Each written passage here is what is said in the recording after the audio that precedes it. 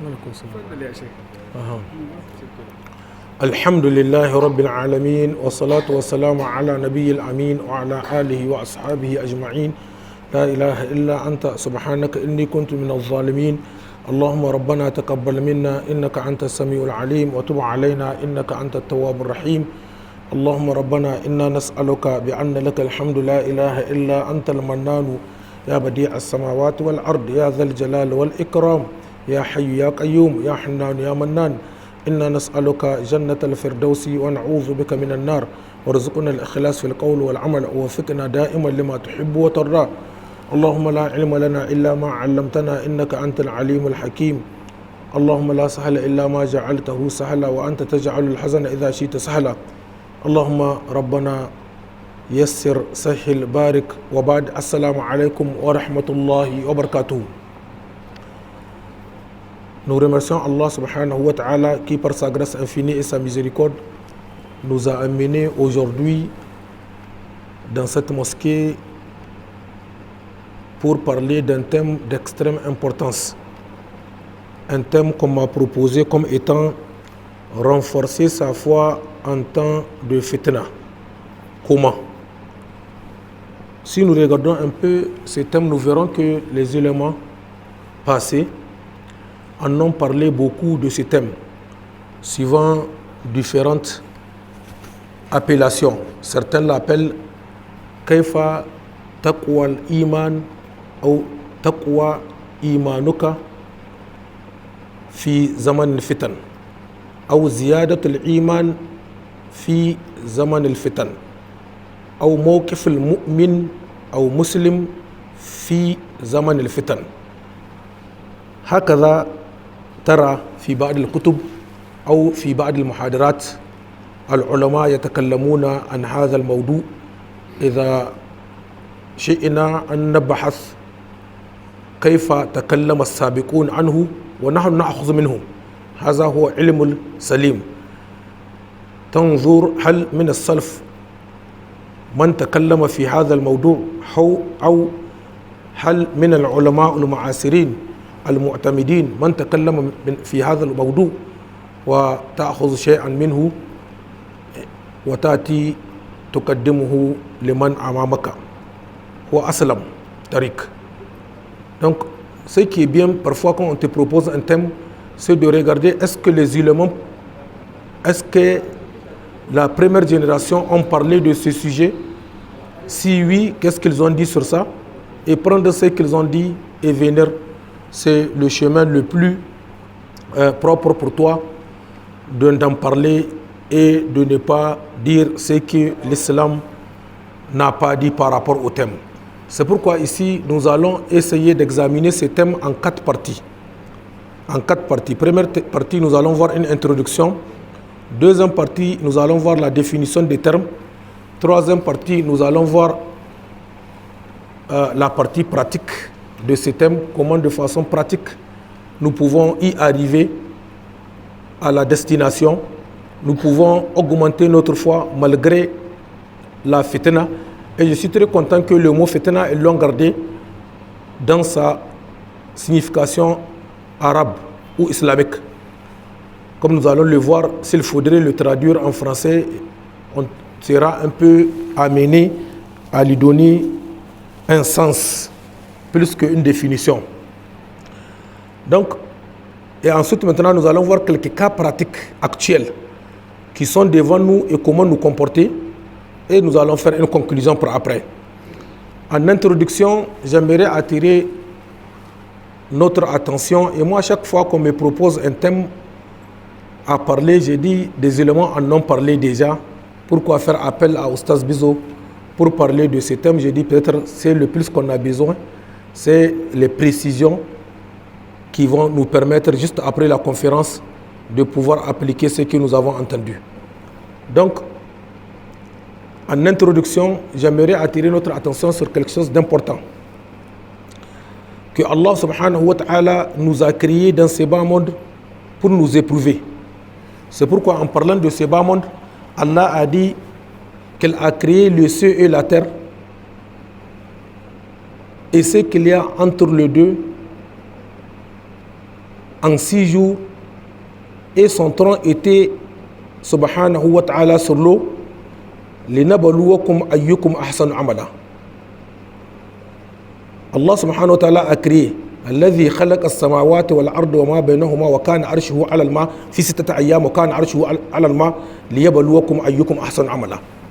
Donc Allah subhanahu wa ta'ala nous dit que cet univers que nous voyons, ces ciels, cette terre et ce qu'il y a entre les deux, ont été créés.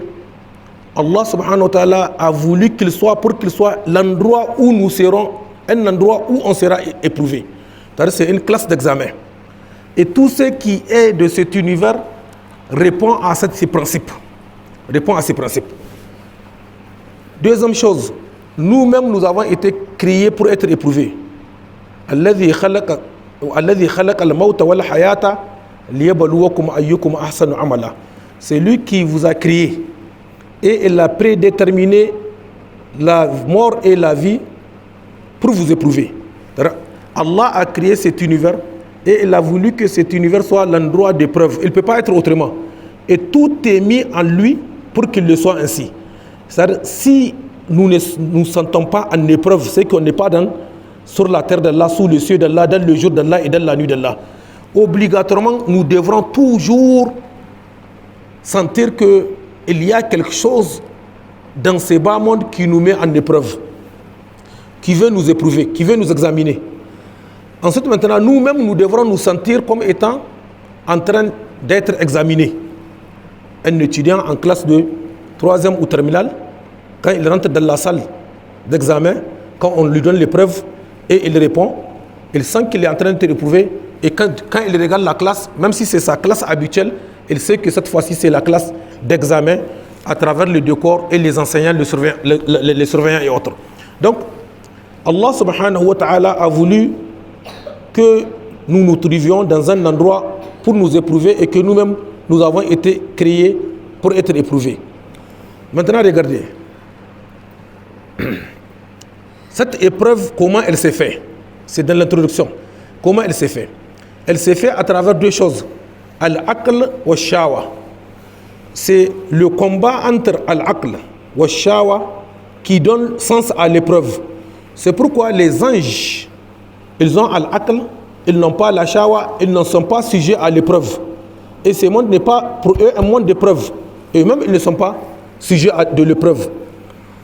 Et les animaux, eux, ils ont al-shawa et ils n'ont pas al-aql. C'est pourquoi donc ils ne sont pas aussi sujets à l'épreuve.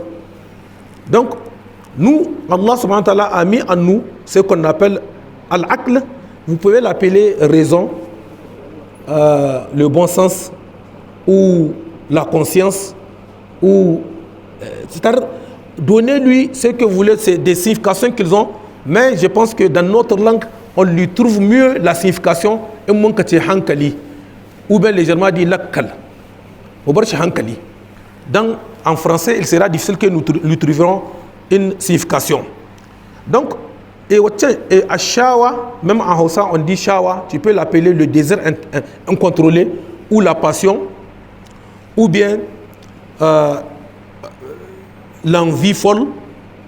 En tout cas, moi, je préfère l'appeler en Hausa, par exemple, le hauka, même si en Hausa, on l'appelle shawa. Donc, c'est le conflit entre les deux qui fait l'épreuve. Cette introduction, elle est importante. Si vous la comprenez déjà, vous pouvez vous-même, sans que je vous parle, trouver comment renforcer votre foi, comment trouver la porte de sortie dans ces moments de fitna. Donc l'introduction, j'aimerais que vous compreniez une chose, que Allah subhanahu wa ta'ala a créé ces bas mondes pour qu'il soit un endroit d'épreuve. Et il ne peut pas être autrement. Et le verset a été très clair. وَهُوَ الَّذِي خَلَقَ السَّمَاوَاتِ وَالْأَرْضِ وَمَا بَيْنَهُمَا في 6 أيام وكان عرشه على الماء ليبلوكم. Ensuite il dit الذي خلق الموت والحياة ليبلوكم أيكم أحسن عملا. Donc qu'est-ce que Allah veut de nous? Qu'est-ce que Allah veut de nous pour que nous puissions sortir vainqueurs de cette épreuve? C'est ça la réponse. Ayyukum ahsan amala. Allah veut que nous agissons. Et c'est ce que nous allons voir. Allah veut que nous œuvrons, nous agissons. Ayyukum ahsan amala. Ahsanu amala. Laysa ayyukum ya'mal. ahsan amala. Donc ça veut dire que dans cette façon, on doit donc comprendre ahsan, meilleur. Ça veut dire qu'il y a quelqu'un qui a 20, il y a quelqu'un qui a, si c'est sur 20, il y a quelqu'un qui a 10, 11, 15, 18. Puisque ahsan, meilleur, amala. Maintenant, le grand problème de cette introduction, c'est de vous amener à comprendre ce qu'on appelle al-aql. Al-aql hankali, ou la conscience, ou la raison, ou l'intelligence, tout ce qu'on peut l'appeler en français. C'est vous amener à comprendre ce qu'on appelle hankali.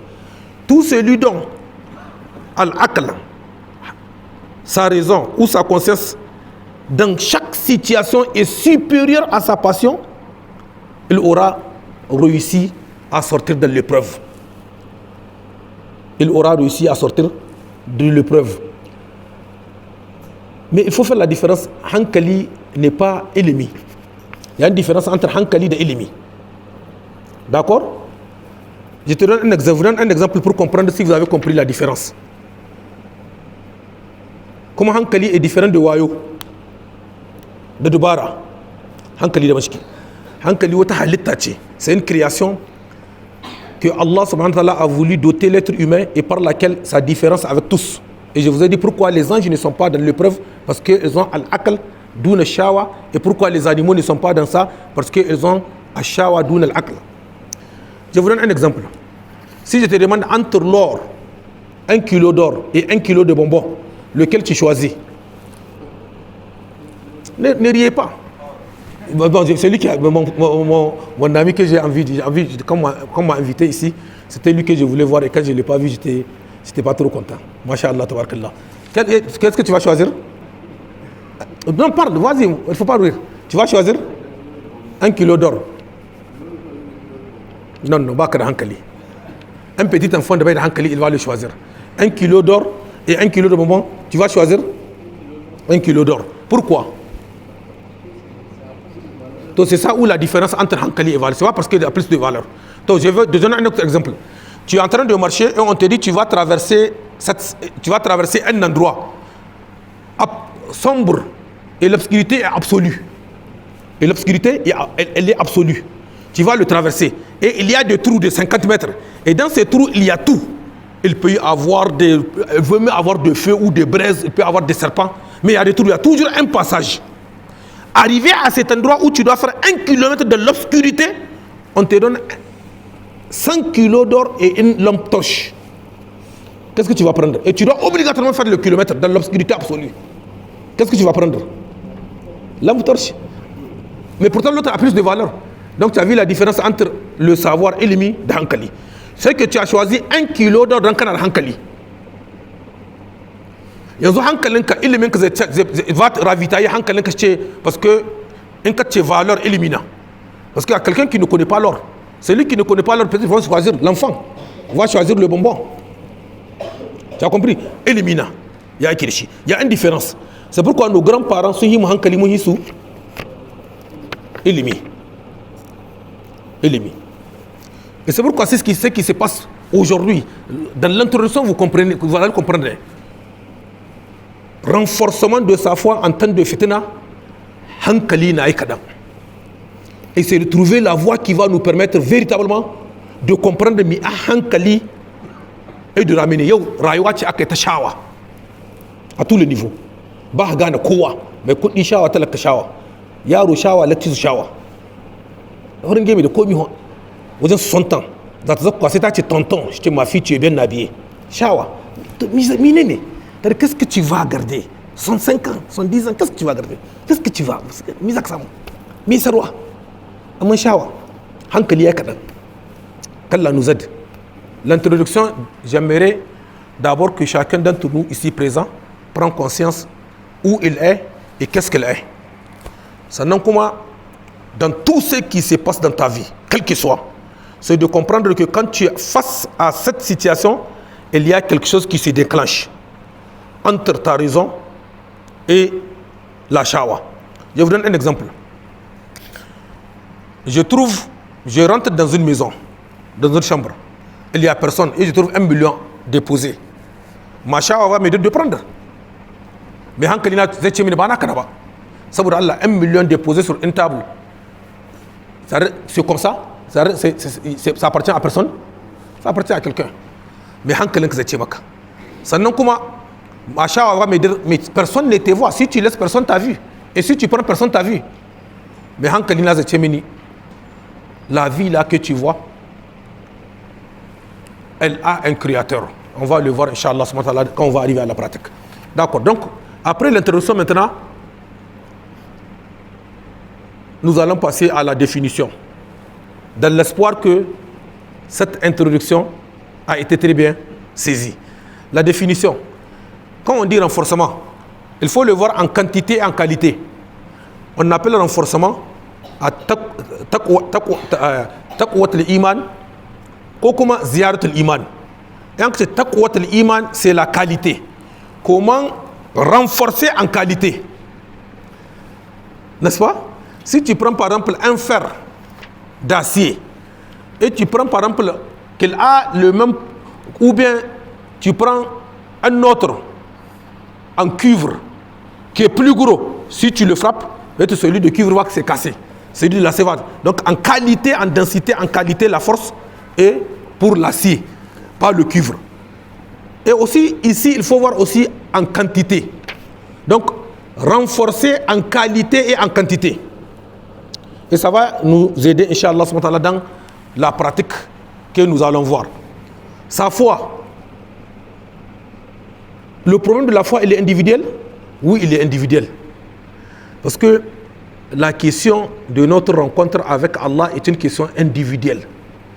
Wa kulluhum atihi yawm al-qiyamati farda, seul. Sinon, comme une fois devant Allah, c'est pourquoi ça? Parce que le pronom ici qu'on a utilisé, on n'a pas dit renforcer la foi, sa foi on a dit, de façon personnelle, ou renforcer notre foi. Parce que ça, de la façon parfois quand on propose un thème, c'est pas eux. Il n'y a pas de hasard dans ce bas monde. C'est-à-dire il n'y a pas de hasard. Tout est fait dans un destin. Comme Inch'Allah, on va le voir quand on va arriver à la fitna. Pourquoi Allah amène cette tentation ou cette séduction dans ce bas monde? C'est pour nous amener à bien traiter avec ce qu'on appelle Al-Qadr. Donc, ça là, ça veut dire que c'est une question personnelle. Il veut que chacun d'entre nous ait conscience que sa foi est une affaire personnelle. D'abord. Parce que demain, devant Allah, il me sera question de devoir. Je vais répondre devant Allah de mes devoirs, pas de droits. C'est-à-dire, si je peux vivre avec mon épouse ou avec mes voisins et faire en sorte d'accomplir mes devoirs envers eux, je me natira devant Allah. Même s'ils ne me donnent pas mon droit, même s'ils n'accomplissent pas leurs devoirs envers moi, si je veux, je leur pardonne. Et si je veux, j'attends, Allah va me payer le jour dernier. Mais le mieux serait que je leur pardonne. Mais personne ne rentrera au paradis avec le droit d'autrui, ton devoir envers l'autre. Donc c'est ça qu'il faut prendre conscience. L'islam, la communauté musulmane n'est pas une question, n'est pas une communauté de droits. Elle est une communauté de devoirs.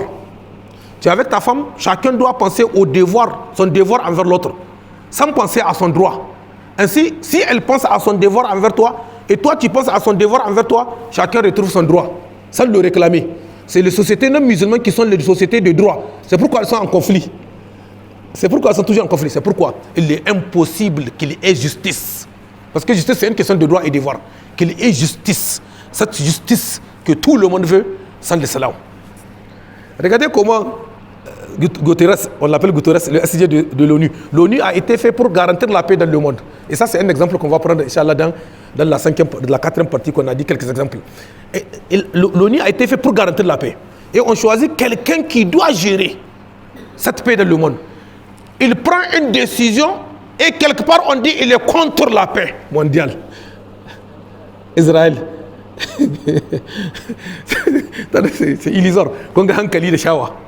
Ba zo ta imani ba, hankali da shawa. Hankalci wannan magana tana dauko. Par notre raison, conscience, on peut comprendre ça. C'est parce qu'on est contre leur passion. Shawas, abinda suke so, son ransu. Shikenan, la paix mondiale est menacée à cause de ce que lui il a dit. Donc, c'est une question individuelle. Et il ne peut pas y avoir, de façon individuelle, familiale, sociale et sur les relations internationales, la paix et la justice, sans passer par l'islam. La foi, Allah subhanahu wa ta'ala a voulu qu'elle soit un don de sa part. Il ne faut pas comprendre la foi comme étant quelque chose que je peux te donner, que quelqu'un peut te donner. Non, non, non, non. La foi est un don d'Allah subhanahu wa ta'ala. Et il la donne uniquement à celui qu'il aime.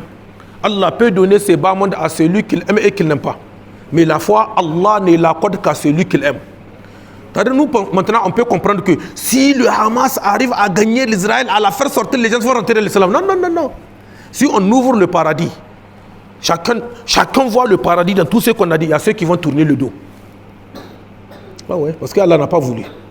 La foi est un don d'Allah.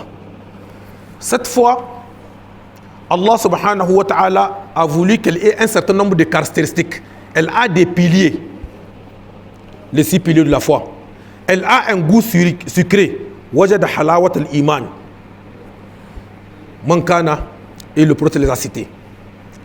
Ensuite, elle a une lumière, la foi. Ensuite, elle augmente, elle diminue. Elle augmente par les bonnes œuvres et elle diminue par les mauvaises œuvres. Ensuite, cette foi, Allah subhanahu wa ta'ala a voulu qu'elle soit sujet au danger. C'est-à-dire, elle peut, elle-même si elle n'est pas bien gérée, amener à conduire celui qui l'a à la perdition. Qu'est-ce que c'est Ashab al-Kaf? Elle est ça. Vous savez, Surat al-Kaf, Allah subhanahu wa ta'ala a voulu qu'elle contienne 4 histoires. Ces 4 histoires nous expliquent comment est-ce que ces histoires-là, tout ce que le contenu de ces histoires-là est une tentation, fitna, et une tentation qui peut amener à la déviation. La foi, Ashab al-Kaf, Ashab al-Jannah, la richesse, Sannan Moussa wal-Khidr, le savoir, Sannan Dhul-Qarnaini, le pouvoir. 4 tentations. La foi, la richesse, le savoir et le pouvoir. Et il faut joindre avec le pouvoir les femmes pour les hommes. Donc ces 4 choses-là sont ce qui fait le plus dévier les gens. Celui qui ne comprend pas ce que c'est la foi, par exemple le thème qu'il vient de proposer, c'est ça. C'est-à-dire il y a certains qui pensent que non. Il expose sa foi à tous les dangers et le risque de savoir qu'il n'a pas la foi. La foi a besoin d'être protégée. Elle a besoin d'être... qu'on soit vigilant par rapport à elle. D'accord. Donc, renforcer ça, c'est individuel. Sa foi, on l'a compris. لأن الإيمان عند أهل السنة والجماعة يختلف عند غيرهم. Et c'est ce que je viens de citer un peu. Peut-être il faut augmenter un autre que la foi consiste à aimer au nom d'Allah, al-wala wal-bara'a, et à comprendre que on ne fait pas sortir un musulman par des péchés, grands péchés. Si c'est né à shirk ou al-kufr, donc quel que soit az-zina, shurub al-khamr, tout cela ne font pas sortir l'individu de l'islam et le reste musulman. Et tu as le devoir de l'aimer en tant que musulman suivant son niveau de degré d'approchement d'Allah subhanahu wa ta'ala. En temps, notre temps n'est pas différent avec le temps des compagnons. Donc, le temps, plus on s'approche du jour dernier, plus la foi se trouve en danger. Plus les musulmans, les croyants, doivent encore renforcer leur rapport avec Allah subhanahu wa ta'ala. C'est pourquoi le hadith du prophète dans lequel il dit: j'ai envie de voir mes frères. Ils ont dit: on n'est pas tes frères. Il dit: vous êtes mes compagnons. Mes frères, ce sont ceux qui vont croire en moi sans m'avoir vu. Sans m'avoir vu. Donc, c'est cette façon qu'on a d'être loin de lui, sallallahu alayhi wa sallam, et de son époque. Et plus nous, on est vers la fin du temps, vers la fin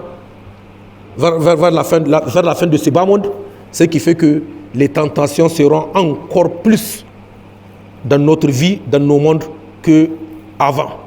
Donc il faut comprendre que le temps, plus on avance vers la fin du monde, plus on est en danger par rapport à notre foi. Al-fitna, elle est de 2 sortes. Il y a la fitna dont les hadiths du prophète sallallahu alayhi wa sallam sont venus nous annoncer. Comme par exemple la amana qui sera très peu. Comme par exemple la zina qui sera répandue. Comme par exemple le mensonge. Comme par exemple le fait de mettre les gens au poste qu'ils ne méritent pas. Comme par exemple la trahison, comme par exemple le meurtre qu'il aura de trop. Et ça, c'est les petits signes de la fin du monde. Et comme par exemple aussi les grands signes de la fin du monde. Donc, la venue de Dajjal, c'est une grande tentation, une énorme tentation. Jamais il n'y a eu de tentation sur terre. Jamais il n'y a eu de tentation sur terre comme la venue de Masih Dajjal. C'est pourquoi le prophète nous a demandé dans Tashahhud de demander protection contre Masih Dajjal. Wa'oudhu bika min sharri Masih Dajjal. Et il n'y a pas eu un prophète ou un envoyé sans qu'il ait averti son peuple de la venue de Masih Dajjal. Tout. Peut-être, Inch'Allah, subhanahu wa ta'ala, vous aurez un autre élément qui va venir et j'aimerais que les responsables de la mosquée mettent ces thèmes.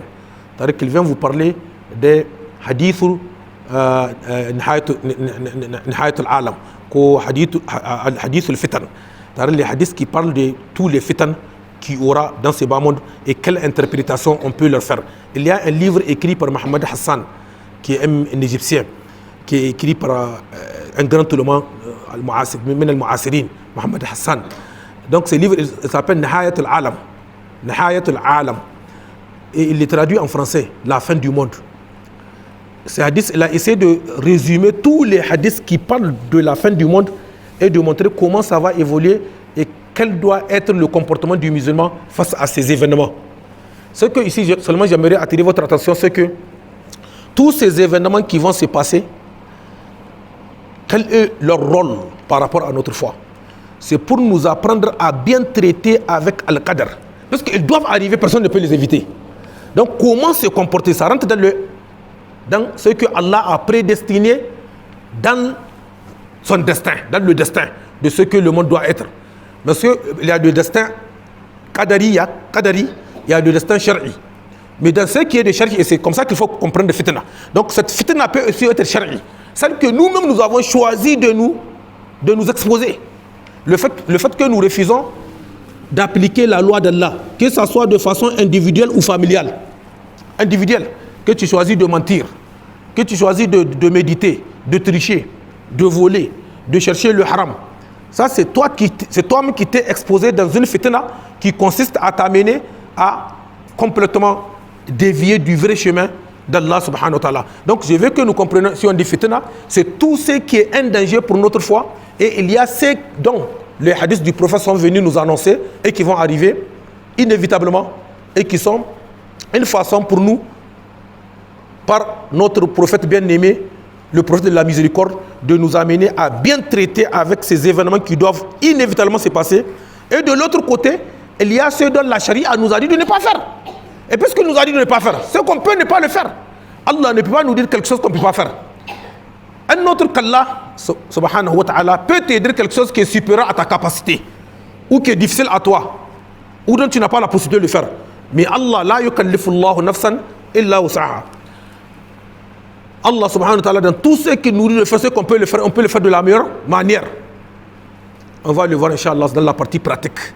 Dans la partie pratique de ce que nous voulons. Donc, nous avons vu le grand 1, l'introduction, et au stade, nous avons compris que chacun d'entre nous a quelque chose qui s'appelle, Wallahi, Dani de Keduka. On a quelque chose qu'on appelle Al-Aql, et l'autre Al-Shawa. C'est le conflit entre les deux qui font l'épreuve. Et chaque fois que Al-Aql a le dessus sur Al-Shawa, tu auras réussi cette épreuve. D'accord. Et la définition, on a vu ce que c'est renforcer sa foi en temps, donc fitna, et comment c'est la pratique. Grand 3, la pratique. Je pense que c'est la partie la plus importante. La première chose qu'il faut, c'est de chacun d'entre nous. Et ça, je vais vous donner mon expérience. Personnellement, avec ce que j'ai lu des éléments, comme j'ai dit, j'ai cherché ce qu'ils ont dit par rapport au thème. Et ça fait longtemps que ce thème, personnellement, j'ai pu me dire par la grâce d'Allah et son bienvenu infini, comment faire en sorte, dans ce moment que nous sommes, pour sauvegarder sa foi. La première chose, c'est de méditer suffisamment. Trouve un temps qui te permettra de bien redéfinir ce que le mot adoration pour toi. Qu'est-ce que tu entends par le mot adoration? C'est la première étape. Parce que tout se trouve ici. Allah subhanahu wa ta'ala a dit وَمَا خَلَقَتُ الْجِنَّ وَالْإِنسَ إِلَّا لِيَعْبُدُونَ. L'objectif principal, le but ultime pour lequel nous sommes ici, c'est d'adorer Allah. Et chacun d'entre nous peut, en réfléchissant suffisamment, en méditant sur la sira du prophète Mohammed sallallahu alayhi wa sallam, et avec le peu de savoir qu'il a, arriver lui-même à vouloir saisir le fond dans la compréhension de ce mot adoration. C'est tout de ton côté pour que tu aies une compréhension, je ne dirais pas personnelle, une compréhension de ce que le mot adoration est. Tout le problème, pour ceux qui veulent augmenter leur foi, réside ici. Certains comprennent l'adoration comme étant la prière et le jeûne et autres. Certains comprennent l'adoration comme étant extérieure, uniquement. Certains comprennent l'adoration comme étant que l'autre me voit. Non. L'adoration, elle a deux fondements sur lesquels elle est construite. C'est Gayat al-Hubbu wa Gayat al-Dhil. Ça veut dire que si véritablement tu veux te retrouver en tant que serviteur d'Allah, Abdallillahi, obligatoirement tu dois retravailler ton rapport avec Allah. Arriver à aimer Allah subhanahu wa ta'ala comme ça se doit. Parce que le renforcement de tes actes d'adoration, qui l'objectif est de renforcer ta foi, ne peut venir véritablement que par cet amour que tu as d'Allah. Le degré de mon amour envers Allah subhanahu wa ta'ala fait que ma foi se renforce sur le plan qualitatif et sur le plan aussi quantitatif. Maintenant, l'amour d'Allah. Qu'est-ce que c'est qu'on appelle l'amour? L'amour, c'est une attirance, c'est un sentiment d'attirance, d'affection et d'attachement que tu ressens vers quelque chose, cette chose a quelque chose que tu aimes, quelque chose que tu penses qu'il est utile à toi, qui est profitable à toi. Tu le trouves au niveau de la personne, ça peut être la beauté, ça peut être quelque chose que tu vois, que tu peux profiter de ça envers lui, et tu sens ses sentiments par ce qu'il a t'attirer, t'attirer vers lui, et une certaine affection envers lui. Toi aussi, tu regardes Allah subhanahu wa ta'ala, tu verras que tout ce dont tu aimes, tout ce dont tu as besoin, tout ce dont tu penses être utile pour toi, tu ne le trouveras nulle part qu'auprès de ton Seigneur Allah subhanahu wa ta'ala. C'est pourquoi la méditation sur les noms et attributs d'Allah est extrêmement important pour tout celui qui veut véritablement aimer Allah. Les ulémas, avec qui par la grâce d'Allah on a pu les côtoyer à Haram et à Médine, et aussi là où nous avons étudié au Soudan, nous disent le temps est arrivé pour ramener les gens à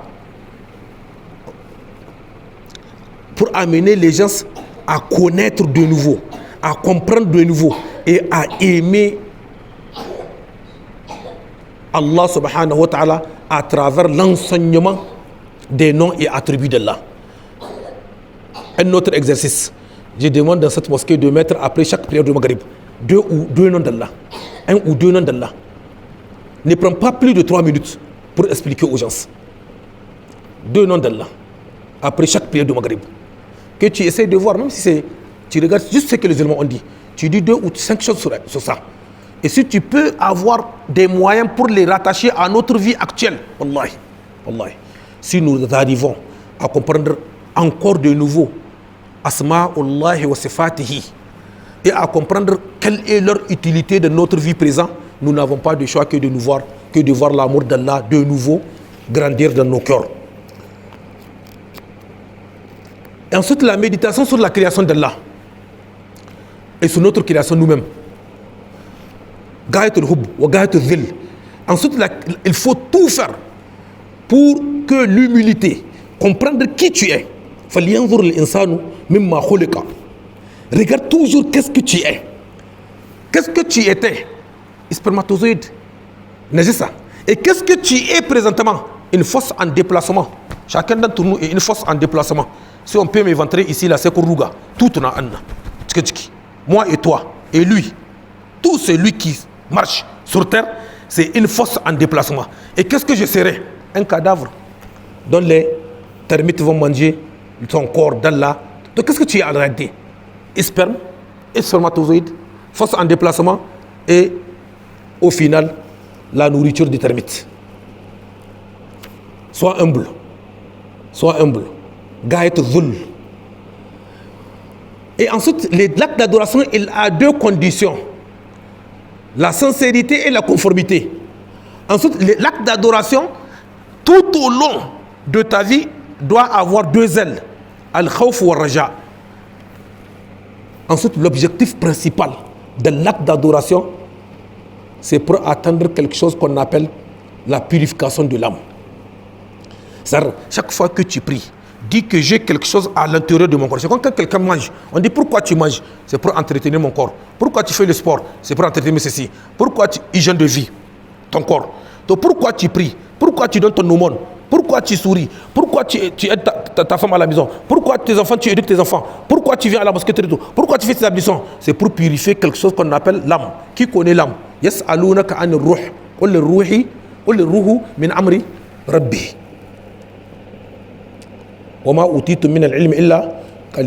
Donc, Ar-Ruh, c'est ça, An-Nafs. Ar-Ruh, c'est An-Nafs quand elle est séparée du corps, elle s'appelle Ar-Ruh. Et là, personne ne connaît ce qu'elle est. Et quand elle est mise à l'intérieur du corps, elle s'appelle An-Nafs parce que le corps peut permettre de comprendre ce qu'elle est. Et An-Nafs et le cœur, sur le plan spirituel, ils ont les mêmes interprétations. D'accord. Je dépasse cette partie pratique. La compréhension de ce qu'on appelle acte d'adoration est extrêmement important dans notre vie. Premier élément. La compréhension de ce qu'on appelle l'acte d'adoration est extrêmement important dans notre vie. Tout ce dont tu le feras avec amour, parce que c'est avec amour et avec humilité, et tu vas chercher la face d'Allah subhanahu wa ta'ala. Tout ce que tu vas construire sur l'amour et l'humilité, et tu vas chercher la face d'Allah, et tu vas le faire conformément à ce que le prophète a fait, sallallahu alayhi wa sallam, qu'il soit ibadat aynaha ou mu'amala, elle devient ibadah. Elle va contribuer, tu mets tes habits avec amour. À cause de ça, il faut aimer le bienfait que Allah t'a fait. Il y a quelqu'un, il n'a pas. Il va rentrer chez lui. Voilà, 200 mètres carrés. C'est pas dans ce quartier que j'ai voulu. C'est pas ce plan que j'ai voulu. D'autres n'ont pas. Tu rentres dans ta maison avec joie et tu rentres avec le pied droit. Bismillah, bismillah, kharajana. Ça va être un acte d'adoration. Avec l'amour. Et Gaët Zil, comment je fais pour avoir ça? Ensuite, la deuxième chose.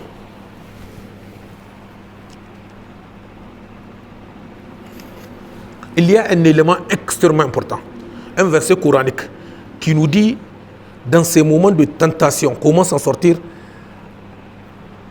C'est aussi avoir l'envie, une envie folle de réaliser dans son cœur ces niveaux de ce qu'on appelle al-muttaqin, at-taqwa. Il y a 4 versets dans le Saint-Coran, 4 versets dans le Saint-Coran, dans lequel Allah nous dit c'est bien fait de at-taqwa. Dans par exemple Surat al-Araf, le verset 128, dans Surat al-Aussi Hud, le verset 49, je crois, ou 39, 49, aussi dans Surat al-Taha, le verset 132, et dans Surat al-Qasas, le verset 83. Dans les 3 versets, Allah nous dit wal aqibatu lil muttaqin à la fin du verset. Et dans celui de Taha, il dit wal aqibatu lit taqwa. La bonne fin appartient au pieux. La bonne fin appartient à la piété. C'est-à-dire, quelle que soit la situation qui est devant toi, qu'il y ait trop de femmes, qu'il y ait trop de la corruption, qu'il y ait trop ici de mensonges, qu'il y ait trop de trahison, qu'il y ait trop de l'injustice, qu'il y ait toutes les tentations qu'on peut imaginer partout. La jeunesse, nos femmes autour de nous, tu ne sais pas à qui tu vas faire confiance. Tous ces moments, de troubles sur tout le plan, au niveau de ton cœur, au niveau de ta famille, dans les rues, les télés, les autorités, partout, tu ne sais pas qu'est-ce qui se passe. Tu peux dans tout cela trouver la porte de sortie si at-taqwa est une réalité dans ton cœur. Wal aqibatu lit-taqwa. Qu'est-ce qu'on appelle at-taqwa? Omar ibn Khattab a demandé un des compagnons, ça peut être Abu Ubaïda. Il a dit ya Abu Ubaïda, qu'est-ce qu'on appelle, qu'est-ce que tu entends par at-taqwa? Il lui dit ya Amir al-Mu'minin, il t'est arrivé de marcher dans un terrain épineux? Il dit oui. Qu'est-ce que tu as fait? La vigilance. Il dit je lève mon pied et je regarde là où il n'y a pas d'épines et je pose. Aujourd'hui, il faut qu'on soit vigilant sur 4 choses. Sur 4 choses. Et celui qui est vigilant sur ces 4 choses-là, on peut témoigner qu'il a ce qu'on appelle at-taqwa. Et là, il peut avoir un moyen pour augmenter sa foi malgré ces temps de tentation. La première chose, c'est khulul batan. La faim. Aimer la faim. Et aimer la faim sur 2 voies. Il y a le jeûne. Donc, aimer le jeûne. Et le jeûne, c'est 2 types. Il y a le jeûne shar'an, qui consiste à ne pas manger de al-fajr jusqu'au coucher du soleil. Il faut aimer le faire. Et il y a l'autre jeûne, il faut manger à des temps précis et ne dépasse pas au plus 2 manger par jour. Et fais tout quand tu manges, ne mange que quand tu as faim. Et il faut tout faire pour qu'en mangeant ne pas dépasser le tiers. Aujourd'hui, tout celui dont vous voyez, quand vous lui poserez la question, pourquoi tu manges? Il dit parce que le pas est bon, c'est difficile qu'il atteigne la taqwa. On mange parce qu'on a faim. Et ça, qu'est-ce qu'il nous le dit? Notre introduction hankali. A moins que tu abinci da shi da daɗi, ilimi na gare, bai da hankali. Ana ci na da ana jin yunwa. Et pourquoi, Oustaz, tu nous conseilles d'aimer de nouveau la faim? Parce que c'est l'un des moyens pour essayer de réduire la force de la shawa à nous. La shawa là, c'est une force. Hankali shima, c'est une force. Yo, shawa, c'est pourquoi ce comportement dont nous sommes en train de constater, qui ne se justifie pas à tous les niveaux. Cette façon,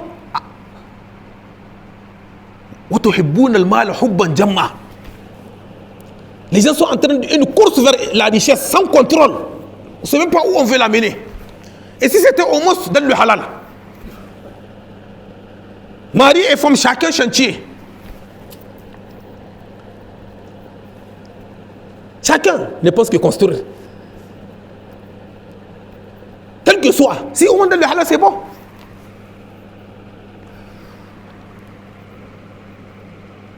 Wallahi, c'est lui qui peut me décider ici de manger une seule fois par jour. Je le salue. Le matin, quelque chose, un liquide, la boule, et tu manges, tu choisis maintenant à quelle heure. Mais il faut aujourd'hui que la faim, pour les musulmans, on définit la faim comme étant l'un des moyens principaux pour pouvoir résister, quelle que soit la fitna. Khulul batan. Toujours la sensation de la faim. Deuxième chose, le silence. On parle toujours de la taqwa. Le silence. Il faut aimer le silence. Toujours dans le zikr. Ne parle qu'en cas de nécessité et en cas que le temps, s'il y a encore une possibilité que tu laisses ce que tu as à dire pour un autre temps, fais-le. Mais c'est parce qu'il y a nécessité et c'est maintenant. Parle peu et multiplie le zikr. Troisième chose, l'isolement. Fréquente peu. N'aie pas trop d'amis. On va le voir de l'autre côté où Sohbat Salihin, c'est différent. Sohbat Salihin, c'est aussi un autre isolement. D'être avec toujours les gens du bien. Mais les fadas là, il faut laisser. Juste ton travail, même au niveau de ton travail, le bureau et les instances avec lesquelles tu es. Que personne ne vienne uniquement pour causer avec toi dans ce qui est inutile. Comment tu vas venir me trouver à Makaranta et tu veux qu'on parle de politique? Tu veux qu'on parle, on va voir des exemples, tu veux qu'on parle des partis politiques? Moi, Oustaz Bizo, qu'est-ce que je suis? Ou on parle de sujet international ou de l'économie du Niger. Dalba, Karia Zamouiba. Mon frère. Donc, mine sani. Kai baka sani ba taksima ni ka zo ka zama ka ce kaji an ce économie nan kaji an ce sai da me ka sani. C'est qu'on dit dans les réseaux sociaux, tout est mensonge, tout est fausse information. On va parler de ça. C'est l'une des fitna. Ça là. Isole-toi. Sors des groupes. C'est pas utile pour toi. Même le WhatsApp, s'il n'est pas utile pour toi, sors. Prends seulement les appels. Laisse tomber. Et le quatrième, toujours dans ces cadres de taqwa,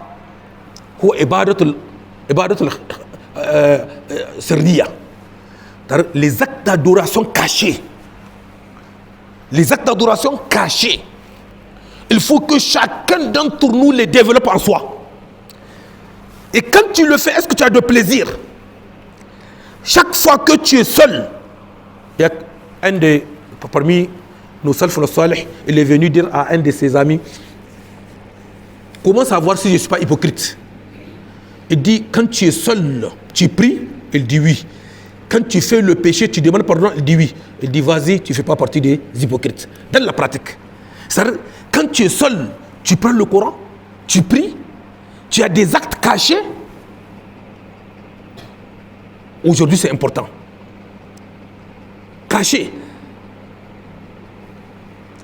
Voilà ce dont je conseille ici pour avoir ce souci d'atteindre at-taqwa, qui est cette façon, cette vigilance dont nous avons besoin. Mon ventre, ma langue, mes fréquentations, je ne regarde pas n'importe quoi, je ne vais pas n'importe où, je ne m'assois pas avec n'importe qui, je n'écoute pas n'importe quoi. Et ensuite, les actes d'adoration cachés. Ensuite, venons au troisième élément. Premier, c'est la conscience, travailler ta conscience pour prendre conscience de ce que, pourquoi tu es là. Deuxième, c'est qu'il y a un élément important dans le Coran nous dit wala aqibatu lit-taqwa wala aqibatu lil-muttaqin. Ne t'inquiète pas, quelle que soit la situation, quel que soit le vent te prend, fitina ta doki mutun ta juwar shi karshe dai ina taqwa sai ta ajini lahiya. Shine wal aqibatu karshe dai karshe kuma karshe na akso. Quoi? Dans chaque chose c'est la fin quoi? Tu as eu un interrogé chez toi. Vous avez fait un mois ensemble. Et le dernier jour, le dernier jour de son voyage, c'est en Katazagaya. On s'est insulté. C'est ce qui va rester. Mais même si tout le mois, vous n'êtes pas entendu, le dernier jour, tu lui as fait des achats, tu lui as donné 1 million, tu lui as fait ceci, c'est ce qui va rester. C'est le prophète qui nous a dit ça. Les choses ne valent que par leur fin. Les presque là. D'accord. Donc, le troisième élément, c'est le bon comportement. Le bon comportement. Aujourd'hui, nous avons perdu de vue ceci, c'est là. L'islam sans le bon comportement, c'est comme un arbre fruitier sans fruits. Tu as planté un manguier chez toi. Et je viens, je le trouve, je dis, tu as planté un manguier, tu as regarde, elle donne l'ombre. Il donne l'ombre, il donne tout. Mais comme il ne donne pas les fruits, l'arbre fruitier n'est pas utile chez toi. Donc le bon comportement est comme le fruit pour un arbre fruitier. Le bon comportement est comme le fruit pour un arbre fruitier. Donc je vous invite, je m'invite et je vous invite profondément de réfléchir suffisamment sur ce qui peut nous amener à avoir un bon comportement. Et pour avoir un bon comportement, ce qui est important dans notre vie, c'est de comprendre que dans notre vie, nous réagissons toujours. Et que cette réaction, nous devrons l'étudier pour toujours demander qu'est-ce que Allah veut de moi. Et le quatrième élément qui va nous permettre de sortir, de renforcer notre foi dans ce moment de grande tentation, c'est Suhbat al-Salihin. Suhbat al-Salihin. Il faut toujours avoir une bonne compagnie. Aujourd'hui, la compagnie, personne n'a été quelque chose que parce qu'il quelqu'un à côté de lui qui est pieux ou quelqu'un qui aime Allah subhanahu wa ta'ala et qu'il prend sa main pour le soulever au moment où il veut tomber ou pour le redresser au moment où il est couché ou pour le soutenir, le prendre sur son dos pour continuer le chemin. Pendant Fitnatul Ahmad ibn Hanbal, beaucoup ont glissé, beaucoup ont dévié. Même Ahmad ibn Hanbal, on lui demande mais comment tu as pu tenir pendant cette fitna? Fitnatul Khalq le Coran, lorsqu'on a dit le Coran est une création. Et on a demandé à Ahmad ibn Hanbal, imam Ahl-Sunnah wal Jama'a, comment tu as pu t'en sortir? Et dit à côté de moi, il y avait des gens qui me soutenaient, Sahabat Salihin, qui me disaient tiens, Ahmed, il ne faut pas lâcher. Si tu lâches, l'islam, la religion, la communauté est partie. Donc, Sahabat Salihin fait partie des moyens qui peuvent nous permettre de renforcer notre foi. Quelques exemples. Je donne l'exemple, par exemple, de la situation de la Palestine. Vous savez, la situation de la Palestine, les gens, c'est une fitna qui est là. Et certains ont dévié et certains ont tenu. Pourquoi certains ont dévié? Parce que peut-être ils n'ont pas suivi la voie qu'on a retracée. Comprendre ce que c'est l'acte d'adoration. Comprendre d'abord que nous sommes créés ici pour adorer Allah, c'est l'introduction. Ensuite, l'acte d'adoration. L'acte d'adoration, certains pensent que la situation entre le Hamas et les Juifs, il y a une autre façon de résoudre ça. C'est-à-dire, il aurait dû rester intact, parce qu'ils ont joué par rapport aux résultats. Ils auraient dû rester intacts et il n'y aura pas eu de dégâts. Comme ça? Dans la servitude? Non. L'acte d'adoration ne peut pas être comme ça. L'islam est venu pour nous libérer. L'islam est venu pour nous libérer de tout ce qui n'est pas Allah. Et ceux-là les ont rendus en esclaves. Ils doivent chercher leur liberté, coûte que coûte. Et parfois, pour chercher la liberté, c'est l'une des causes pour que le djihad a été prescrit. Pour se libérer de l'adoration de tout ce qui n'est pas Allah subhanahu wa ta'ala. L'adoration d'un autre qui n'est pas Allah subhanahu wa ta'ala. Donc, ici, tu n'as pas bien compris l'acte d'adoration. Deuxième chose, d'autres peuvent penser, il peut y avoir une autre façon pour eux d'agir qui n'est pas celle-là. Négociation et autres, pas du tout. Allah subhanahu wa ta'ala a voulu qu'il efface en lui les créatures les plus mauvais, al-maghdoub alayhim, ceux qui ont encouru la colère d'Allah subhanahu wa ta'ala. Ils n'entendent rien que la voix de la force, rien du tout. Et ce qu'ils sont en train de faire comme tuer les gens, ça c'est leur travail, c'est leur attribut, c'est comme ça qu'ils agissent. Donc cette tentation ne peut s'en sortir que celui, un, qui a compris ce que c'est l'acte d'adoration, deux, qui a tout fait pour qu'il puisse réaliser at-taqwa à son niveau, avec la faim, l'amour de la faim, et avec le silence, beaucoup de zikr, et ensuite avec l'isolement, et avec les actes d'adoration cachés et constantes. Dans la nuit, tu es levé dans la nuit seul, personne ne te voit, entre toi et Allah, en train de pleurer, en train de lire le Coran. Ça c'est extrêmement important aujourd'hui. On ne peut pas s'en sortir dans la situation, la corruption, le mensonge, la tricherie, comment on appelle ça, dépotisme, le fait le favoritisme, partout, tout ce qu'on voit là autour de nous, cette tentation des femmes partout, même dans les mosquées, même dans les makaranta, on ne se cherche pas. Rien ne peut nous amener à nous en sortir que la réalisation de cet élément qu'on appelle at-taqwa, et ces quatre piliers, c'est la faim, le silence, l'isolement et les actes d'adoration cachés. Ensuite, le bon comportement. Comprendre que le bon comportement est pour le musulman, c'est que les fruits sont pour un arbre. Tant que tu n'as pas le bon comportement, tant que tu n'évolues pas pour que ton comportement soit bon vis-à-vis de ceux-là qui sont avec toi, alors sache que tu t'en sortiras pas de ce qu'on appelle aujourd'hui les tentations, la séduction ou les tentations qui sont autour de nous. Et ensuite, nous avons vu Sahabat Salihin. Donc c'est les makaranta, il faut fréquenter les makaranta, il faut fréquenter le lieu de prêche, il faut tout faire pour avoir ces gens que le prophète sallallahu alayhi wa sallam nous a dit. Même ici, al-mar'u ma'aman ahabba, l'être humain sera avec ceux qu'il aime, dans sa tombe, à la résurrection et au paradis. Et Allah subhanahu wa ta'ala fait que ce que nous venons de dire a été utile pour nous, et qu'Allah subhanahu wa ta'ala fait que cette conférence qu'on m'a donnée, que je pense, Inch'Allah subhanahu wa ta'ala, pouvoir toucher ce qu'on m'a demandé de toucher, renforcer sa foi en temps de fitna. Je peux reprendre, c'est personnellement mon expérience personnelle. Il faut réviser ce qu'on appelle adoration. Et il faut ensuite essayer de comprendre que Ya ayyuhan nasu, ubudu rabbakum alladhi khalaqakum walladhina min qablikum la'allakum tattaqoun. C'est ça. Et donc il faut comprendre cela. Et ensuite il faut comprendre, oui, at-taqwa est caché. At-taqwa ha-huna. Allahumma ati nafsi taqwa. Elle est cachée, mais il y a quelque chose qui l'a fait sortir, c'est le bon comportement. Et ensuite, est-ce que le musulman vit seul? Non. Il vit avec les autres, mais il faut qu'il soit pieux. Il ne faut pas choisir n'importe quoi. Il ne faut pas que ce soit ton parti politique, ton ethnie, ta région, qui fait que les gens avec qui tu es toujours, que tu aimes, c'est parce qu'ils sont de même, ils sont des Africains. Wallahi, ces mouvements africains, comment on appelle? Pan-africain, Wallahi, Shirkani. Fais attention, hein. Fais attention. Moi, je ne suis pas avec toi parce qu'on est en Afrique. Parce qu'on est en Afrique ou parce qu'on est noir. Non, parce que Allah a voulu qu'on soit en Afrique, là je peux t'aimer. Parce que Allah, donc je rentre dans le destin. Je ne suis pas avec toi parce qu'on est mort. Non, parce que Allah a voulu. Donc si tu n'es pas musulman, si tu n'aimes pas Allah et son prophète, je ne t'aime pas. En Afrique, si tu t'en fous avec Allah et son prophète, je m'en fous avec toi. Mais si tu es avec Allah, oui, je peux t'aimer parce qu'on est en Afrique, plus que peut-être celui, un musulman qui est en Europe comme ça. Il faut faire attention. Sohbat Salihin, c'est par ta foi que tu dois choisir. C'est mouvement panafricaniste où on dit même l'islam c'est pour les Arabes, le christianisme c'est pour les Français. Nous aussi les Africains, on a notre religion, Shirka. C'est Houta. D'où de son principe est comme ça. C'est Houta.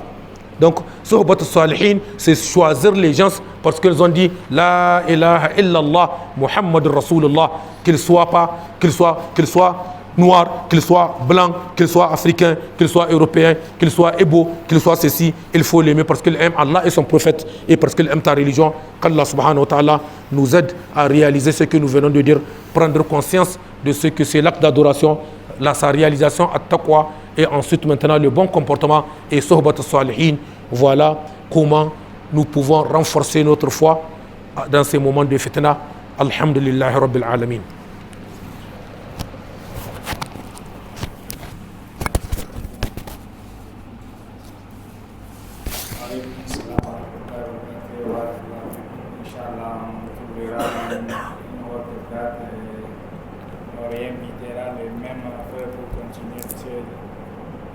C'est tout qu'il y a d'autres éléments qui ont besoin d'être développés.